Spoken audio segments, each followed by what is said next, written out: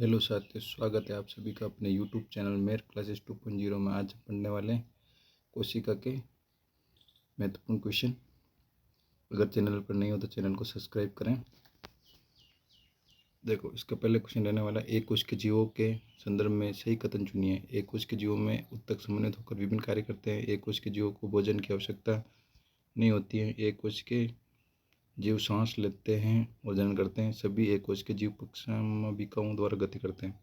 कौन सा ऑप्शन सही हो जाएगा? तो याद रखना, एक कोश के जीव सांस लेते हैं और जनन करते हैं, तो ऑप्शन सी हमारा करेक्ट हो जाएगा।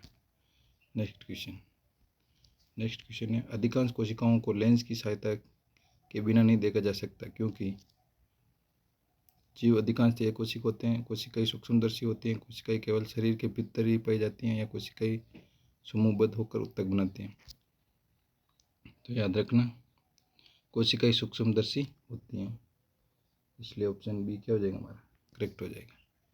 नेक्स्ट क्वेश्चन है निम्नलिखित में से कौन सा शब्द केंद्र का भाग नहीं है? राइबोसोम, केंद्रिका, गुणसूत्र या जीन? तो याद रखना, राइबोसोम में जो केंद्र का भाग नहीं है, बाकी केंद्रिका, गुणसूत्र और जीन केंद्र का भाग है ना। नेक्स्ट क्वेश्चन रहने वाला है कोशिकाओं के विभिन्न घटकों के लिए उपयुक्त शब्द हैं। उत्तक, कोशिकांग, अंगक, गुणसूत्र या जीन? तो कोशिका के विभिन्न घटकों के लिए उपयुक्त शब्द कोशिका अंगक है। क्या है? कोशिका अंगक। ठीक है। नेक्स्ट क्वेश्चन है कोशिकाओं के भीतर पाए जाने वाले जेली जैसे पदार्थ को कहते हैं जीव द्रव्य, गुणसूत्र, हरित लवण या कोशिका द्रव्य? तो याद रखना, कोशिका के भीतर पाए जाने वाले जेली जैसे पदार्थ को कोशिका द्रव्य बोलते हैं। क्या बोलते हैं? कोशिका द्रव्य। तो ऑप्शन डी हमारा करेक्ट हो जाएगा। नेक्स्ट क्वेश्चन है कोशिकाओं की लंबाई, चौड़ाई, आकार को व्यक्त करने के लिए मापने का यूनिट होता है सेंटीमीटर, मिलीमीटर, माइक्रोमीटर या मीटर? तो याद रखना, कोशिका की लंबाई, चौड़ाई को व्यक्त करने के लिए मापने का यूनिट माइक्रोमीटर होता है। क्या होता है? माइक्रोमीटर। तो ऑप्शन सी हमारा करेक्ट हो जाएगा। नेक्स्ट क्वेश्चन है कोशिका झिल्ली, सेल मेम्ब्रेन का सबसे महत्वपूर्ण कार्य है कि वे कोशिकाओं में प्रवेश करने वाले एक एवं बाहर जाने वाले पदार्थों का नियंत्रण करती हैं। कोशिकाओं में केवल प्रवेश करने वाले पदार्थों का नियंत्रण करती है। कोशिकाओं में से बाहर जाने वाले पदार्थों का नियंत्रण करती है। पदार्थों के प्रवेश और बाहर जाने को बिना किसी नियंत्रण के आने जाने देती है। कौन सा ऑप्शन सही हो जाएगा हमारा? तो याद रखना, कोशिकाओं में प्रवेश करने वाले एवं बाहर जाने वाले पदार्थों का नियंत्रण करती है। ऑप्शन बी क्या हो जाएगा? सॉरी, ऑप्शन ए हमारा क्या हो जाएगा करेक्ट हो जाएगा, है ना। कोशिका झिल्ली क्या करती है? कोशिकाओं में प्रवेश करने वाले एवं बाहर जाने वाले पदार्थों का नियंत्रण करती है। नेक्स्ट क्वेश्चन है नीचे सूचीबद्ध किए गए कोशिकाओं के भागों में से उस भाग का नाम बताइए जो पादप कोशिका, प्राणी कोशिका और जीवाणु कोशिका तीनों में पाया जाता है। हरित लवक, कोशिका भित्ति, कोशिका झिल्ली या केंद्रक? तो याद रखना, क्या पाई जाती है? तो कोशिका झिल्ली। तो ऑप्शन सी हमारा करेक्ट हो जाएगा। नेक्स्ट क्वेश्चन है निम्नलिखित में से कोशिका नहीं है? लाल रक्त, रुधिर कणिका, आरबीसी, जीवाणु या शुक्राणु या विषाणु? कौन सी जो कोशिका नहीं है? तो याद रखना, विषाणु क्या है? जो कोशिका नहीं है ना। तो ऑप्शन डी हमारा करेक्ट हो जाएगा। नेक्स्ट क्वेश्चन है कपोल कोशिकाओं में नहीं होता है। कोशिका झिल्ली, केंद्रक, गोल्जी उपकरण या लवक? तो याद रखना, कपोल कोशिकाओं में लवक नहीं होता है ना। तो ऑप्शन डी हमारा करेक्ट हो जाएगा। नेक्स्ट क्वेश्चन इनमें से कौन सा कार्य राइबोसोम का नहीं है? ये प्रोटीन अणु के निर्माण में सहायता करता है। पहला, ये एंजाइमों के निर्माण में सहायता, दूसरा और तीसरा ये हार्मोनों के निर्माण में सहायता करता है। ये मंड स्टार्च अणुओं के निर्माण में सहायता करता है। राइबोसोम का काम कौन सा नहीं है? तो याद रखना, कौन सा नहीं है ना। देखो, ऑप्शन कौन सा, इनमें कौन सा नहीं है, नहीं वाला बताना है ना। तो देखो, ये प्रोटीन अणुओं के निर्माण में सहायता करता है, ये तो इसका काम है। ठीक है। ये एंजाइमों के निर्माण में सहायता करता है, ये भी है। ये हार्मोनों के निर्माण में सहायता करता है, ये नहीं है ना। और ये मंड स्टार्च अणु के निर्माण में सहायता करता है। यानी तीसरा चौथा ये नहीं है, किसमें है तीसरा चौथा? ऑप्शन सी में। तो ऑप्शन सी हमारा क्या हो जाएगा? करेक्ट हो जाएगा। नेक्स्ट क्वेश्चन, कौन सा कोशिका अंग कोशिकाओं के अंदर विषैले पदार्थ एवं विषैले ड्रग्स को अविष रहित करने में मुख्य भूमिका निभाता है? गोल्जी उपकरण, लाइसोसोम, चिकनी अंतर्पृष्ठ जलिका या राजधानी? तो याद रखना, कोशिका के अंदर विषैले पदार्थ को औषधि ड्रग्स अविष रहित करने में मुख्य भूमिका निभाता है चिकनी अंतर्पृष्ठ जलिका ना। तो ऑप्शन सी हमारा करेक्ट हो जाएगा। नेक्स्ट क्वेश्चन है, कोशिका झिल्ली निर्माण के लिए आवश्यक प्रोटीनों एवं लिपिड का उत्पादन निम्नलिखित द्वारा किया जाता है? रुद्र अंतर्द्रव्यजालिका, गोल्जी उपकरण, कोशिका झिल्ली या माइटोकॉन्ड्रिया? तो याद रखना, किसके द्वारा किया जाता है? तो किया जाता है रुक्ष अंतर्द्रव्यजालिका ना। तो ऑप्शन ए हमारा करेक्ट हो जाएगा। नेक्स्ट क्वेश्चन है, कोशिका अंग जो सरल शर्करा को जटिल शर्करा में बदलने में शामिल है, कौन सी? अंतर्द्रव्यजालिका, राइबोसोम, लवक या गोल्जी उपकरण? तो याद रखना, कोशिका अंग जो सरल शर्करा को जटिल शर्करा में बदलने में शामिल है वो है गोल्जी उपकरण। कौन हो जाएगा? गोल्जी उपकरण है ना। तो ऑप्शन डी हमारा करेक्ट हो जाएगा। नेक्स्ट क्वेश्चन, सिल्वर नाइट्रेट का घोल किसी एक के अध्ययन में इस्तेमाल होता है? अंतर्द्रव्यजालिका, गोल्जी उपकरण, केंद्रक या माइटोकॉन्ड्रिया? तो याद रखना, जो सिल्वर नाइट्रेट का घोल होता है ना वो गोल्जी उपकरण के अध्ययन में इस्तेमाल होता है। तो ऑप्शन बी हमारा क्या हो जाएगा? करेक्ट हो जाएगा। नेक्स्ट क्वेश्चन है, प्रोकैरियोटिक प्राकेंद्री कोशिका में दिखने वाला एकमात्र कोशिका अंगक है? माइटोकॉन्ड्रिया, राइबोसोम, लवक या लाइसोसोम? याद रखना, प्रोकैरियोटिक कोशिका में दिखने वाला एकमात्र कोशिका अंगक राइबोसोम है। क्या है? राइबोसोम। तो ऑप्शन बी हमारा करेक्ट हो जाएगा। नेक्स्ट क्वेश्चन, वे अंगक जिसमें कोशिका भित्ति नहीं होती हैं? राइबोसोम, गोल्जी उपकरण, हरित लवक या केंद्रक? तो याद रखना, वे अंग जिसमें कोशिका भित्ति नहीं होती वो है राइबोसोम। तो ऑप्शन ए क्या हो जाएगा हमारा? करेक्ट हो जाएगा। ठीक है। नेक्स्ट क्वेश्चन है, निम्नलिखित में से किसके चारों ओर एकल झिल्ली का आवरण होता है? माइटोकॉन्ड्रिया, राजधानी या लाइसोसोम या लवक? तो याद रखना राजधानी के ना। तो ऑप्शन बी हमारा करेक्ट हो जाएगा। नेक्स्ट क्वेश्चन है, कोशिका झिल्ली निर्माण के लिए आवश्यक प्रोटीनों लिपिड का उत्पादन निम्नलिखित द्वारा किया जाता है? रुद्र अंतर्द्रव्यजालिका, गोल्जी उपकरण, कोशिका झिल्ली, माइटोकॉन्ड्रिया? तो याद रखना, किसके द्वारा किया जाता है? ये किया जाता है रुद्र अंतर्द्रव्यजालिका। तो ऑप्शन ए हमारा करेक्ट हो जाएगा। नेक्स्ट क्वेश्चन है, प्रोकैरियोटिक का अपरिभाषित केंद्रक क्षेत्र कहलाता है? केंद्रक, केंद्रिका, न्यूक्लिक अम्ल या केंद्रकाभ? तो याद रखना, ये कहलाता है केंद्रकाभ। क्या कहलाता है? केंद्रकाभ। तो ऑप्शन डी हमारा करेक्ट हो जाएगा। नेक्स्ट क्वेश्चन, सिल्वर नाइट्रेट का घोल किसी एक के अध्ययन में इस्तेमाल होता है? अंतर्द्रव्यजालिका, गोल्जी उपकरण, केंद्रक या माइटोकॉन्ड्रिया?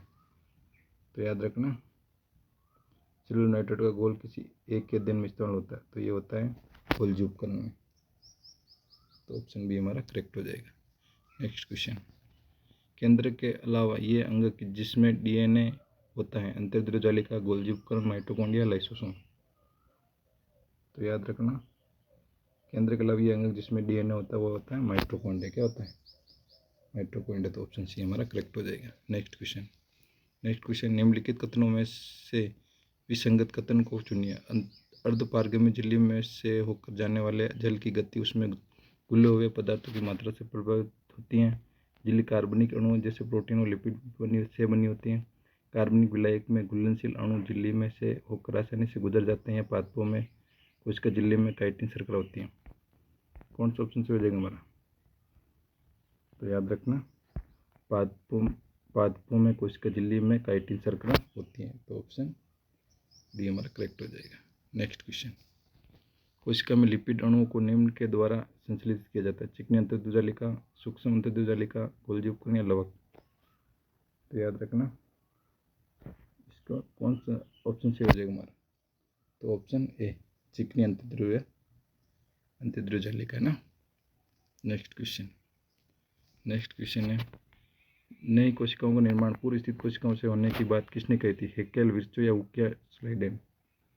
तो याद रखना, नई कोशिका का निर्माण पूर्व स्थित कोशिकाओं से होने की बात किसने कही थी? ये कही थी विर्चो ने। तो ऑप्शन बी हमारा क्या हो जाएगा? करेक्ट हो जाएगा। नेक्स्ट क्वेश्चन है, निम्नलिखित में से कौन सा कथन गलत है? माइटोकॉन्ड्रिया में ऑक्सीजन की सहायता से एसिटिक अम्ल का विघटन होता है। श्वसन के प्रथम चरण में ग्लूकोज का विघटन होता है। किण्वन की प्रक्रिया के लिए ऑक्सीजन आवश्यक नहीं है। श्वसन के प्रथम चरण में पायरुविक अम्ल का निर्माण होता है। कौन सा ऑप्शन सी हो जाएगा हमारा? तो माइटोकॉन्ड्रिया में ऑक्सीजन की सहायता से एसिटिक अम्ल का विघटन होता है। तो ऑप्शन ए हमारा क्या हो जाएगा? करेक्ट हो जाएगा। ठीक है। नेक्स्ट क्वेश्चन, इनमें से किसका संबंध अंतर्द्रव्य जालिका से नहीं है? ये केंद्रक और कोशिका द्रव्य के बीच प्रोटोनों के परिवहन के लिए न्यायलिका तंत्र के रूप में कार्य करती हैं। ये कोशिका द्रव्य के विभिन्न क्षेत्रों के बीच पदार्थों का परिवहन करती हैं। ये ऊर्जा उत्पादन का स्थल हो सकती है। डी है, ये कोशिका की कुछ जैव रासायनिक क्रियाओं के लिए स्थल कार्य कर सकती है। कौन सा ऑप्शन से हो जाएगा हमारा? तो याद रखना, ये ऊर्जा उत्पादन का स्थल हो सकती है ना। तो ऑप्शन सी क्या हो जाएगा हमारा? करेक्ट हो जाएगा। ठीक है। नेक्स्ट क्वेश्चन है, प्रोकैरियोटिक प्राकेंद्री कोशिका में दिखने वाला एकमात्र कोशिकांग क्या है? तो ये है राइबोसोम। क्या है? राइबोसोम। नेक्स्ट क्वेश्चन है, प्राशन की कुछ परिभाषाएं नीचे दी गई है, इन्हें इसे सावधानी से पढ़िए और सही परिभाषा चुनिए। अर्धपारगमी झिल्ली से होकर जल के अणुओं का अधिक सांद्रता वाले क्षेत्र से निम्न सांद्रता वाले क्षेत्र की ओर जाना। विलायक अणुओं का अधिक सांद्रता से निम्न सांद्रता की ओर जाना। अर्धपारगमी झिल्ली से होकर विलायक अणुओं का अधिक सांद्रता से निम्न सांद्रता वाले विलयन की ओर जाना। अर्धपारगमी झिल्ली से होकर विलय अणुओं का निम्न सांद्रता वाले विलयन से अधिक सांद्रता वाले विलयन की ओर जाना। कौन सा ऑप्शन से हो जाएगा? तो याद रखना, अर्धपारगमी झिल्ली से होकर जल के अणुओं का अधिक सांद्रता वाले क्षेत्र से निम्न सांद्रता वाले क्षेत्र की ओर जाना। ये ऑप्शन हमारा करेक्ट हो जाएगा। तो ऑप्शन ए करेक्ट हो जाएगा। ठीक है। नेक्स्ट क्वेश्चन, पादप कोशिकाओं में जीव द्रव्य कुंचन को इस तरह परिभाषित किया जाता है। अल्प प्रसारी माध्यम में प्रद्रव्य झिल्ली का टूटना। अल्प प्रसारी माध्यम में कोशिका द्रव्य का सिकुड़ना। केंद्रकाय का सिकुड़ना, या इनमें से कोई नहीं। तो कौन सा ऑप्शन से हो जाएगा? तो याद रखना, अल्प प्रसारी माध्यम में कोशिका द्रव्य का सिकुड़ना। तो ऑप्शन बी हमारा करेक्ट हो जाएगा। ठीक है। सिकुड़ना मतलब जीव द्रव्य कुंचन हो जाएगा ना। ठीक है। मानव के उत्कोक में ऑक्सीजन की कमी होने के कारण पायरुवेट अम्ल किस कोशिकांग के भीतर लैक्टिक अम्ल में बदल जाता है? कोशिका द्रव्य, क्लोरोप्लास्ट, माइटोकॉन्ड्रिया, गोल्गी का है। तो याद रखना, ये बदल जाता है कोशिका द्रव्य में। किसमें? कोशिका द्रव्य में। तो ऑप्शन ए हमारा करेक्ट हो जाएगा। नेक्स्ट क्वेश्चन, संकुचनशील प्रोटीन पाई जाती है अस्थियों में, रुधिर में, पेशियों में या उपास्थि में? तो याद रखना, संकुचनशील प्रोटीन किसमें पाई जाती है? ये पाई जाती है पेशियों में। तो ऑप्शन सी हमारा करेक्ट हो जाएगा।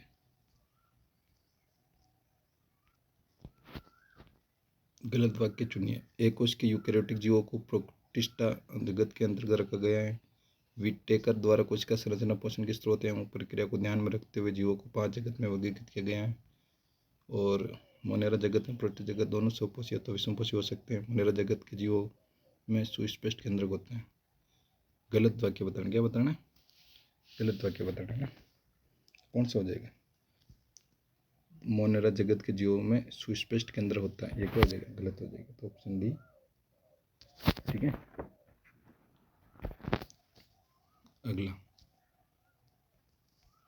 है, किसी जीव के विशेषक पर किसका प्रभाव पड़ता है? केवल पितृक डीएनए का, केवल मातृक डीएनए का, मातृक पितृक दोनों के डीएनए का, या ना मातृक डीएनए और ना ही पितृक डीएनए का? तो याद रखना, किस जीव के विशेषक पर मातृक और पितृक दोनों के डीएनए का प्रभाव पड़ता है? तो ऑप्शन सी हमारा करेक्ट हो जाएगा। ठीक है। नेक्स्ट क्वेश्चन, किसी कोशिका में मौजूद सबसे बड़ा कोशिकांग कौन सा है? अंतःप्रद्रव्य जालिका, नाभिक, गोल्गी का, या माइटोकॉन्ड्रिया? तो याद रखना, किसी कोशिका में मौजूद सबसे बड़ा कोशिकांग अंतःप्रद्रव्य जालिका क्या है? अंतःप्रद्रव्य जालिका। नेक्स्ट क्वेश्चन, निम्नलिखित में से किस कोशिकांग को कोशिका का प्रोटीन कारखाना कहा जाता है? हृदलोक, लाइसोसोम, माइटोकॉन्ड्रिया, राइबोसोम। तो याद रखना,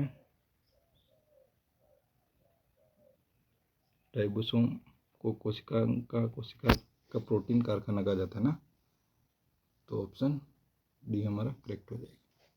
नेक्स्ट क्वेश्चन है, निम्नलिखित में से अर्धसूत्रण के लिए कौन सा कथन सत्य नहीं है? अर्धसूत्रण 2 चरणों में होता है। अर्धसूत्रण के परिणाम स्वरूप परिणामी कोषों में कोरणसूत्रों की संख्या दोगुनी हो जाती है। अर्धसूत्रण के दौरान जनक कोषों के जीन परिणामी कोषों में मिश्रित हो जाते हैं। जनन ग्रंथि गोनोइड के अर्धसूत्रण रुग्मक उत्पादन के लिए होता है। तो कौन सा ऑप्शन सही हो जाएगा हमारा? तो याद रखना, अर्धसूत्रण के परिणाम स्वरूप परिणामी कोषों में गुणसूत्रों की संख्या दोगुनी हो जाती है। तो ऑप्शन बी क्या है? सत्य नहीं है ना, ये गलत है। तो ऑप्शन बी हमारा सही हो जाएगा इसमें। नेक्स्ट क्वेश्चन, किसी कोशिकांग ऑर्गेनल को कोशिका का मास्टर कहा जाता है? एंडोप्लाज्मिक रेटिकुलम, माइटोकॉन्ड्रिया, न्यूक्लियस या नाभिक। तो याद रखना, नाभिक को कोशिका ऑर्गेनल को कोशिका का मास्टर कहा जाता है ना, नाभिक।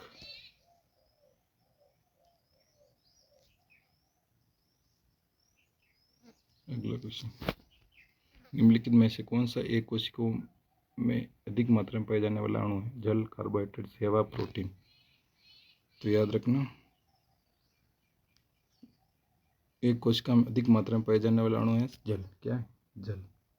तो ऑप्शन ए हमारा करेक्ट हो जाएगा। नेक्स्ट क्वेश्चन है, निम्नलिखित में से कौन सा कथन सही है?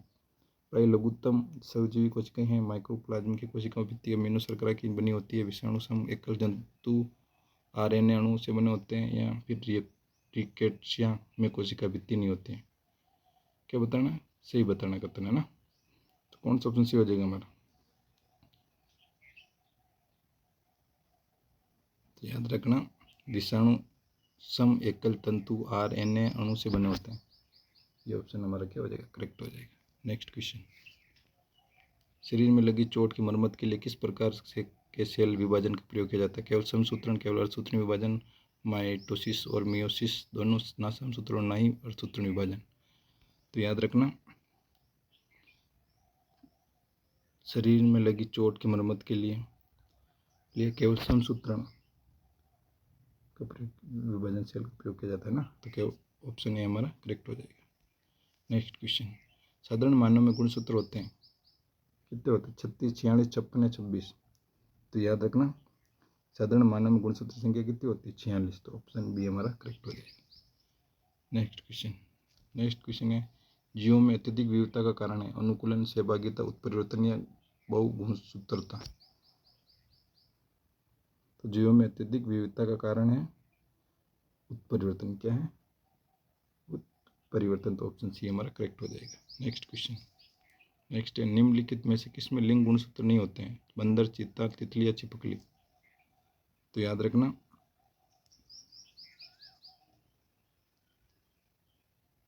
छिपकली में लिंग गुणसूत्र नहीं होते ना, तो ऑप्शन डी करेक्ट हो जाएगा। नेक्स्ट है, जंतु कोशिका में निम्न में से क्या अनुपस्थित होता है? सेल्यूलोज की कोशिका भित्ति, केंद्रक, माइटोकॉन्ड्रिया, इनमें से कोई नहीं। तो याद रखना,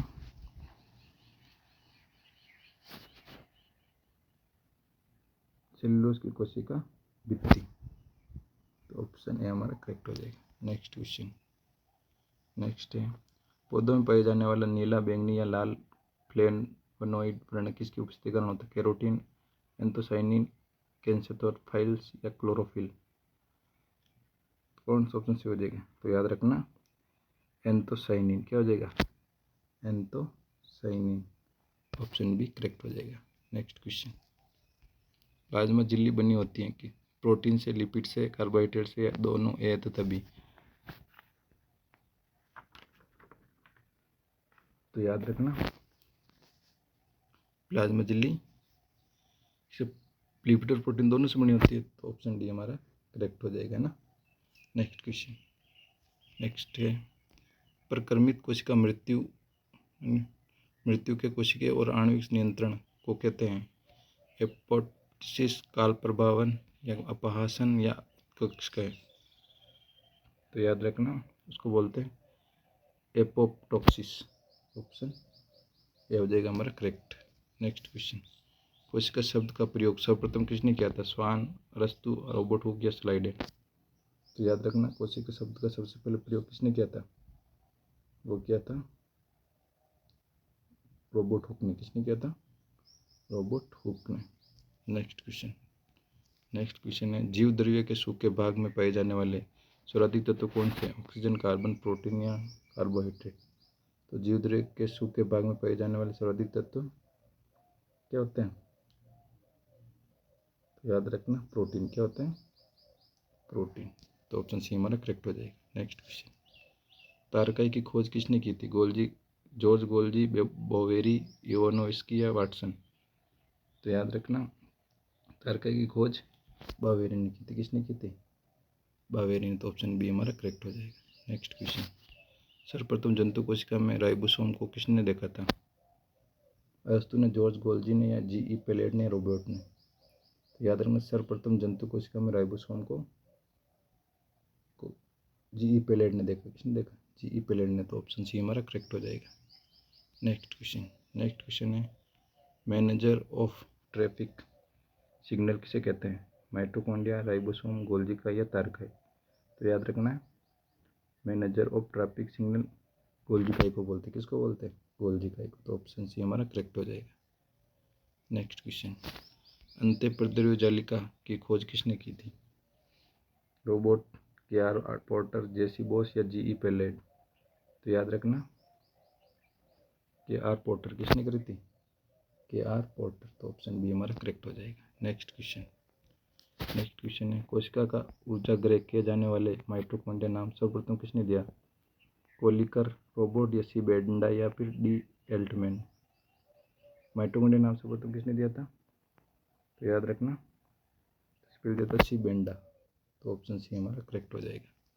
नेक्स्ट क्वेश्चन, समसूत्री विभाजन किसमें होता है? यीस्ट, अमीबा, प्रोटोजोआ या कायिक कोशिका में? तो याद रखना समसूत्री विभाजन होता है कायिक कोशिका में। किसमें होता है? कायिक कोशिका में। तो ऑप्शन डी हमारा करेक्ट हो जाएगा। नेक्स्ट क्वेश्चन है, कोशिका का रसोई घर किसे कहा जाता है? लिकोप्लास्ट, क्रोमोप्लास्ट, टिक्तिका या क्लोरोप्लास्ट? तो याद रखना कोशिका का रसोई घर बोलते हैं क्लोरोप्लास्ट। किसको बोलते हैं? क्लोरोप्लास्ट को। नेक्स्ट क्वेश्चन, इलेक्ट्रॉन सूक्ष्मदर्शी की खोज की नॉल तथा रस्का ने, स्लाइडन तथा स्वान ने, फ्लेमिंग तथा ब्राउन ने या वाटसन तथा क्रिक ने? तो याद रखना इलेक्ट्रॉन सूक्ष्मदर्शी की खोज किसने करी थी? नॉल तथा रस्का ने। तो ऑप्शन ए हमारा क्या हो जाएगा? करेक्ट हो जाएगा। नेक्स्ट क्वेश्चन, यदि माइटोकॉन्ड्रिया काम करना बंद कर दे तो कोशिका में कौन सा कार्य नहीं होगा? भोजन का ऑक्सीकरण, भोजन का पाचन या भोजन का अवशोषण? तो याद रखना यदि माइटोकॉन्ड्रिया काम करना बंद कर दे तो कोशिका में भोजन का ऑक्सीकरण होना क्या हो जाएगा? बंद हो जाएगा ना, कार्य नहीं करेगा। तो ऑप्शन बी हमारा करेक्ट हो जाएगा। नेक्स्ट है, फूलों और बीजों को विभिन्न प्रकार के आकर्षक रंग प्रदान करता है? ल्यूकोप्लास्ट, क्रोमोप्लास्ट, क्लोरोप्लास्ट या टोनोप्लास्ट? फूलों और बीजों को विभिन्न प्रकार के आकर्षक रंग प्रदान करता है कौन? याद रखना क्रोमोप्लास्ट। कौन करता है? क्रोमोप्लास्ट। तो ऑप्शन बी हमारा करेक्ट हो जाएगा। नेक्स्ट क्वेश्चन है, निम्नलिखित में से कौन सा कोशिका अंग मुख्य रूप से पाचक एंजाइमों के संग्राहक की तरह कार्य करती है? डेस्मोसोम, राइबोसोम, धानी या लाइसोसोम? तो याद रखना लाइसोसोम। तो ऑप्शन डी हमारा करेक्ट हो जाएगा। नेक्स्ट क्वेश्चन, किसी कोशिका को कोशिका की आत्महत्या की थैली के रूप में जाना जाता है? सेंट्रोसोम, लाइसोसोम, माइटोकॉन्ड्रिया, केंद्र? तो याद रखना किसको जाना जाता है? तो लाइसोसोम को। तो ऑप्शन बी हमारा करेक्ट हो जाएगा। नेक्स्ट क्वेश्चन, निम्नलिखित में से कौन सा कोशिकीय घटक अधिकांश प्राकेंद्रियों में मौजूद नहीं होता है? कोशिका द्रव्य, केंद्रिक झिल्ली, कोशिका भित्ति या राइबोसोम? तो याद रखना कौन सा ऑप्शन सी हो जाएगा हमारा? केंद्रिक झिल्ली। ऑप्शन बी हमारा करेक्ट हो जाएगा। नेक्स्ट क्वेश्चन है, एक पीढ़ी से दूसरी पीढ़ी में वंशागत होने वाला आनुवांशिक पदार्थ कौन सा है? डीएनए, एंजाइम, आरएनए या प्रोटीन? तो याद रखना एक पीढ़ी से दूसरी पीढ़ी में वंशागत होने वाला आनुवांशिक पदार्थ डीएनए होता है। क्या होता है? डीएनए। तो ऑप्शन ए हमारा करेक्ट हो जाएगा। नेक्स्ट क्वेश्चन है, निम्नलिखित में से कौन सा कथन सही है? प्रत्येक प्रोटीन के लिए एक विशिष्ट जीन होता है, प्रत्येक हार्मोन के लिए एक विशिष्ट प्रोटीन होता है, के लिए एक विशिष्ट गुणसूत्र होता है, प्रत्येक प्रोटीन के लिए एक विशिष्ट आरएनए होता है। तो याद रखना, प्रत्येक प्रोटीन के लिए एक विशिष्ट जीन होता है। तो ऑप्शन ए हमारा करेक्ट हो जाएगा। नेक्स्ट क्वेश्चन है, प्राकेंद्रिक कोशिका की कुछ विशेषताओं को उल्लेख नीचे किया गया है, दिए गए विकल्पों में से गलत विकल्प को चयन करना, यानी गलत बताना है। ठीक है। अत्यधिक छोटा आकार, झिल्लीबद्ध कोशिकाओं की मौजूदगी इसका नाभिक के क्षेत्र केंद्रकाव कहलाता है, या एकल गुणसूत्र। कौन सा ऑप्शन गलत हो जाएगा हमारे, यानी इसमें कौन सी बात गलत बोल रहे हैं? तो याद रखना, झिल्लीबद्ध कोशिकाओं की मौजूदगी, ये क्या है? गलत है। तो यानी इस हिसाब से हमारा ऑप्शन बी क्या हो जाएगा? सी हो जाएगा। नेक्स्ट क्वेश्चन, जीने के कुछ लक्षणों का उल्लेख नीचे किया गया है, कौन सा विकल्प जीने के गलत लक्षणों को दर्शाता है? इनमें से कोई परिवर्तन नहीं होता है, ये प्रोटीन का उत्पादन करके लक्षणों को नियंत्रित करते हैं, ये डीएनए खंड है, ये प्रत्येक जनन कोशिका में एक जीन सेट होता है। तो याद रखना, इनमें कोई परिवर्तन नहीं होता है। ये क्या है? जिन्हें गलत लक्षण को दर्शा रहा है ना, जीन के क्या गलत लक्षण को दर्शा रहे हैं। तो ऑप्शन ए हमारा करेक्ट हो जाएगा।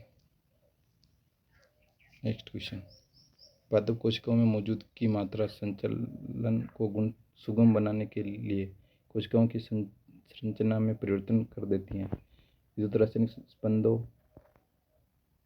जल, प्रोटीन या हार्मोन। तो याद रखना, जल को। किसको? तो ऑप्शन बी हमारा करेक्ट हो जाएगा। नेक्स्ट क्वेश्चन, स्लाइडन और स्वान द्वारा दिया गया कोशिका सिद्धांत निम्नलिखित में से किन जीवों पर लागू नहीं होता? शैवालों पर, जंतुओं पर, कवकों पर या विषाणुओं पर। तो याद रखना, स्लाइडन और स्वान द्वारा दिए गए कोशिका सिद्धांत विषाणु पर लागू नहीं होता है ना, वायरस पर लागू नहीं होता है। तो ऑप्शन डी हमारा करेक्ट हो जाएगा। नेक्स्ट है, एडीपी को एटीपी अणुओं में भंडारित और स्थानांतरित करने की प्रक्रिया में निम्नलिखित में से कौन सा खनिज महत्वपूर्ण भूमिका निभाता है? फॉस्फोरस, आयरन, सोडियम या कैल्शियम। तो याद रखना, एडीपी को एटीपी अणुओं में भंडारित और स्थानांतरित करने की प्रक्रिया में सबसे महत्वपूर्ण भूमिका निभाता है फॉस्फोरस। कौन निभाता है? फॉस्फोरस। तो ऑप्शन हमारा ए हमारा करेक्ट हो जाएगा। नेक्स्ट क्वेश्चन, अपशिष्ट उत्पादों को पादप कोशिकाओं के अंदर का संचित किया जाता है? गोल्गी काया में, रसदानियों में, माइटोकॉन्ड्रिया में या लाइसोसोम में। तो याद रखना, अपशिष्ट उत्पादों को पादप कोशिका के अंदर रसदानियों में संचित किया जाता है। ऑप्शन बी हमारा करेक्ट हो जाएगा।